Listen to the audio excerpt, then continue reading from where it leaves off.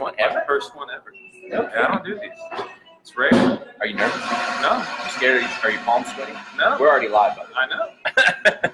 Hey, everybody. This is Jonathan Harmon with the J. Harmon Home Team with my buddy Rabeeh Elassal of Blue Dahlia Photography and also of the J. Harmon Home Team, in case you didn't know. And Rabeeh has been responsible for our social media. If you've noticed, it has blossomed over the last several months now. It's been at least a couple months, maybe 2 or 3 months. Yeah. So it's looking really good. And he's a man of many talents and many hats. Yeah, tons of them. Tons of hats.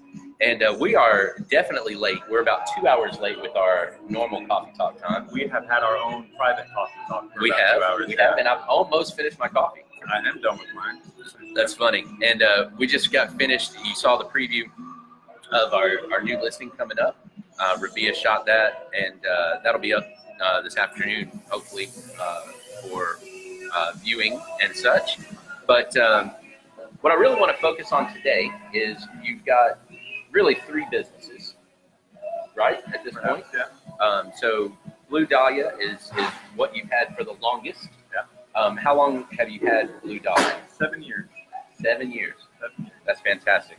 And with Blue Dahlia, you do wedding photography and event photography and family photography and videography and all of that, right? Right. Well, I was going to say, when you first start doing photography, you try and do it all, just like you named a whole bunch of things. And then you realize you're not great at all of them. Right. So then you start honing in on what you are good at. So what are you the best at? I would say weddings and family. Weddings And recently, real estate photography. Yeah. I'm really enjoying that a lot. Yeah. But yeah, weddings are probably my favorites, but we do more families. It's a lot more of There them. are a lot more of them, yeah. Yeah. So yeah, I'd say those are my Real estate top. photography is good because your subjects aren't moving. They're not moving. You do have to make them look their best, just like a family. Yeah. They're not moving and they don't scream and kick and do all kinds of crazy stuff. Yeah. Tears flying. Tears flying. You got Poop coming out. You'd be shocked at how many pictures of a child crying I can make look like they're smiling. If you catch them when they take that breath in between, it's gold. That's awesome. That's it. That's awesome. That's a gift. That's what makes you a pro when you can do that. That's awesome. So, why photography? Like, what'd you get started? How did you get started? You know, I did web design prior, and I always did photography kind of on the side, more like a hobby. And I worked with a guy who was a wedding photographer, and I became really interested in it. So I asked 1,000,001 questions and thought, I really can do this. There's something special about capturing that day for somebody, because you know they're nervous, they have 100 things going through their mind, and to be their wedding photographer, It's kind of a big deal. It's a huge deal. You think the coordinator ran the show? It's the wedding photographer that runs your show on your wedding day, and just to be able to capture and know that they'll be looking at that and enjoying it, and generations to come will just look at their parent during that day. It's kind of cool. So I stepped into that role, and it's been a wild ride ever since. How many weddings would you say you shoot on average a year?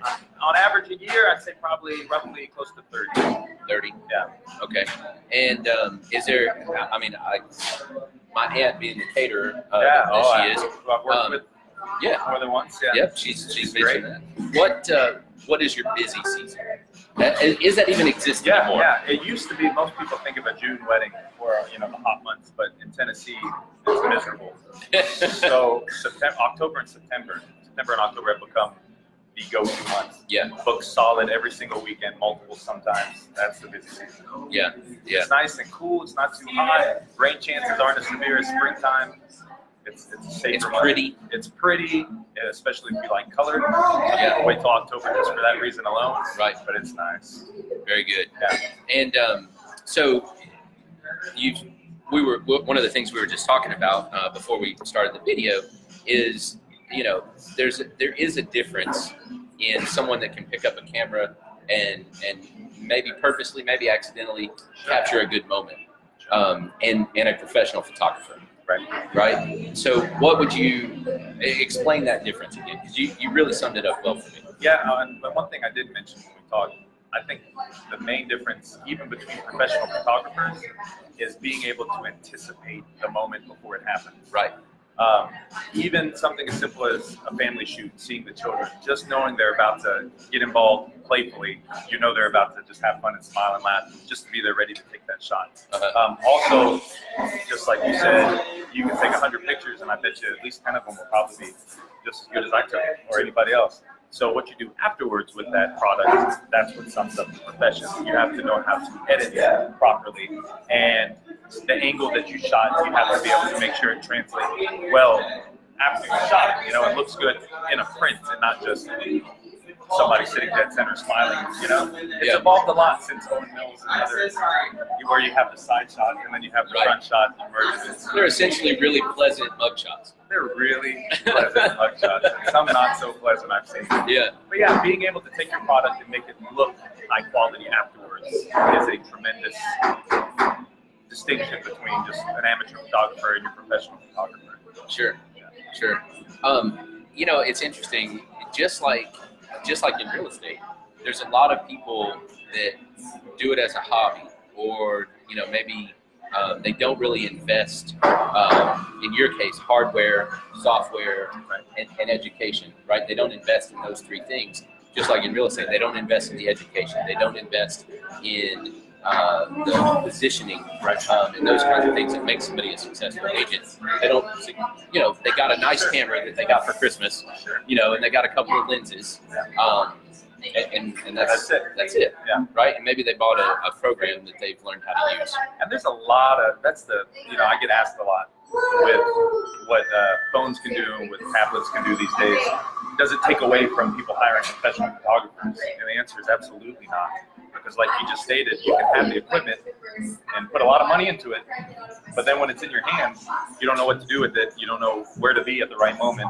And then afterwards, you don't know how to make it look clean and professional. Well, then it's not a professional product, right? Which makes you a professional photographer. Well, and I think there's also a lot to be said, just like in real estate, with the liability factor. Okay, so you are there at a moment that is not going to happen again. Yeah. I mean, it's just not. Right? And if you miss it, it's on you. Yeah. And so would you rather, you know, hire someone that it has a reputation for not missing it, right? And if they do, you can, right? Hold them responsible. Right? Yeah. Or would you rather hire your cousin that you're going to have to sit down at Thanksgiving dinner with for the rest of your life and be hacked off that they missed it? If you're going to do that, hire the cousin you already don't like. Because I've seen that happen quite a bit, where someone will hire a relative dangerous situation. Yeah. Yeah, it really is. For both parties. For both parties, yeah. It is every photographer's nightmare to have something happen during those moments. To miss it. Yeah. And yeah, hopefully, if you look at my reviews, thank God I haven't had a situation that has ever happened where I've messed up anybody's wedding or missed any situation. But I've heard horror stories, and sure. Let's hope I've seen videos on YouTube where the photographer gets like in between the couple and the preacher. And you know what's funny? I have a lot of photographers come with me when they're trying to learn. Yeah. And I work with others that are second shooters. And it is so uncomfortable when they don't know their boundaries, especially during a wedding. Yeah. They're standing behind the bride and the groom, like shooting over the minister's shoulder. Just because I understand getting your shot, but oh my goodness, have some respect for some boundaries. Yeah. It's uncomfortable. So there's other ways to do that. There's other ways. Get a lens that can zoom in tremendously. Or restage that shot. Or restage. That's I could do a whole seminar just on restaging. Yeah. Most of those awesome photos you see are not real time. Yeah.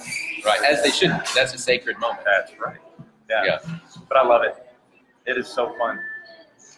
What's next with Blue Dahlia? I know there's lots of other things that you're cooking. Sure. Right. But what's next with Blue Dahlia? Well, recently, probably about maybe 8 months now, started to introduce video. So to take the video game up a notch, to be able to provide not video games. Not video games. The video. Take the game of videography to enhance it. Yeah, to actually be able to give a product not just that you can look at, but you can actually watch and have forever. Yeah. It's a whole different, spectrum altogether. Yeah. But yeah. And also, you got multiple aspects of that, right? You got sound, you got lighting. Oh yeah, it's completely different. You actually get to be a director of your own little film, basically. Yeah. But it also plays into real estate, where people are doing a lot of video walkthroughs now of the home. just because people don't want to just take a snapshot. They actually want to see what it's like and experience what it would feel like to go into the home and take a look. And we've started doing that. You've started doing that with our listings. You know, that's something that I've committed to, that we're going to do that on every listing unless there's a reason not to, right?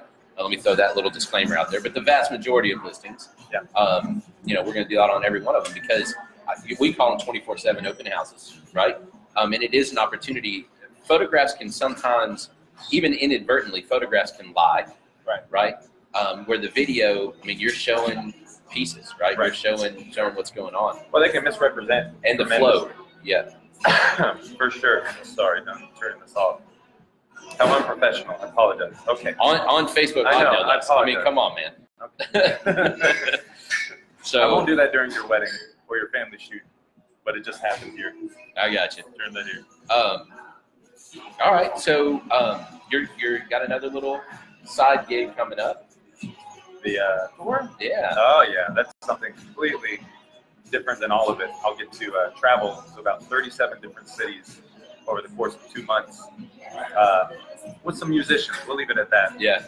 Merchandising, but also to be able to capture video and photography of the experience for their social media. Yeah, so that's going to be fun. Well, you know, I find that really interesting because marketing, merchandising, promotion, all of that really plays into the same thing. So this is going to give you another piece of that experience, and really what it all boils down to is the experience, right? So whether it's video work in a listing, whether it's video work at a wedding, whether it's tweeting, you know, stills or video of an experience at an event, it all plays into the experience. People want experiences. To capture the experience so that you don't have to. Yes. In a sense, you know, it's pausing it in time so you can go back and relive it. Yes. And not worry about it and actually have enjoyed it in the moment. Well, and take in that experience when you're not there. Right. Take in that experience when you can't be there, right? And kind of share. It's just a connection of human experience. And that's what marketing's always been about. I tell people all the time, we don't sell houses, we sell home. And home is a concept. It's not a place, you know. And so when we do take the pictures, and you've gotten really good at this, when we do take the pictures and the videography, how does that place live, right? Not just what does this wall look like, how does it live? And that's crucial. It's very crucial. And I'll tell you, I don't even know if it's completely related, but that home feeling. I guess one aspect of photography I love so much is doing it after 7 years. There are some families that I've shot for 7 years. I don't know if that sounds odd nowadays. I photographed them for 7 years. Yeah. And hopefully we all understand. Yeah, we are. If it's been 7 years, but going into their home and seeing those 7 years span across their walls, knowing it's part of creating that feeling. Yeah, and you know, it's not just I took that. That's their lives. Yeah. And you're seing it for the last 7 years. You're a family member. It's almost like being a family member. Oh, and their children remember my name, and just it's a cool feeling. Well, I'll tell you, one of my prized possessions that sits in my foyer at my home is a photograph that you took. It's my kids sitting on a swing at our new house at the time, and Maggie is being Maggie. I mean, she is laughing and bent over, and Jonas is kind of like this. And I mean, that is how I want to remember them at that time. Yeah. You know, and that's the key. It really is. You don't want stage pictures. You don't want a whole bunch of stuff. You just looking and smiling. And some of those are good. Some of those are good. But I prefer more of the photojournalistic, no one was paying attention to you. And even if they were, it was more of a natural moment. Yeah. And that's what people strive for. You know, it's hard to, you can't reproduce it. It either happens or it doesn't happen. Yeah. You know? So if you're working with a photographer that isn't producing that for you, give me a call, because I like producing that. It's just being you. Let them be them. So we're going to wrap up here in a second. As far as stuff that's coming, you know, you're going to be doing the tour. You're working on some other stuff that we will announce at some other point. Number one, how does somebody schedule you, and how far in advance do they need to be thinking about that? If it's a family shoot or if it's a wedding, like what's your time frames like right now? I would say if you want to schedule a family session, then honestly, as much time as possible in advance, but a week, 2 weeks is generally what's best. And it really doesn't matter if it's a weekday or a weekend. So if it's a weekend that you can only do your shoot on as far in advance as possible. Sure. Because weddings, statistically, they try and say 6 to 8 months in advance. No kidding. Yeah. So it's because you get booked up so fast. Yeah. You know, it's very competitive. And they're all going to be on weekends. Yeah, they're like always going to be a 3 weekend. time slots each day. Well, and if I'm doing an 8-hour wedding, that's it. You know. Yeah. So whoever got that, that's it. They got the day. They got the day, and so you know I already have weddings into next year, and so some brides jump on it. They want it 12 to 14 months before their wedding date, which is smart. You know. Yeah. Knock it out. But if you want to hire me or ask me any questions about photography or videography, you can go to my website, which is bluedahliaphoto.com, or you can give me a call. Can I get my phone number? Well, you can. We'll also type it into the comments. Yeah, we'll type it in who's sitting there right now with a pen and a pad. I understand. But yes, please reach out to me. I'd love to answer any questions and be able to become a part of your family, really, and capture those moments for you. Do they have to feed you? You do have to feed me at your wedding. Okay. Yeah. Families, I'll let you slide. But at a wedding for 8 hours, yes, please feed me. Yeah, that's perfect. All right. Well, man, I appreciate you. I appreciate all you do. And, you know, I always like to recommend people that are going to make me look good. So if I recommend somebody in Coffee Talk, it's because I know that whoever reaches out to you, they're going to be happy with what they get. Thank you. And that's important to me. So Rabeeh is an awesome guy. He's reliable. He shows up. I mean, hey, that's a big deal. Status quo, I'm the most reliable man. That is a big deal. It's a big deal. Because it can be. Yeah. People don't always show up. Not always. That's very true. I'm here. So that's a big deal, and he's going to do an awesome job for you. And he's generally going to give you more than what you expect. So that's critical to me as well. So thanks for watching, and hope you guys have a fantastic rest of the week. And what's the weather going to do? I always wonder. It's going to warm up and then get cold. And then warm up, and then get cold. And then get cold. And then it'll eventually warm up and stay warm. Maybe. And then it'll get cold. But then it'll get cold. Probably late April. You're very helpful. I've been here for a while. Tennessee. I know how it goes. Awesome. Thanks for watching. Jonathan Harmon, J. Harmon Home Team.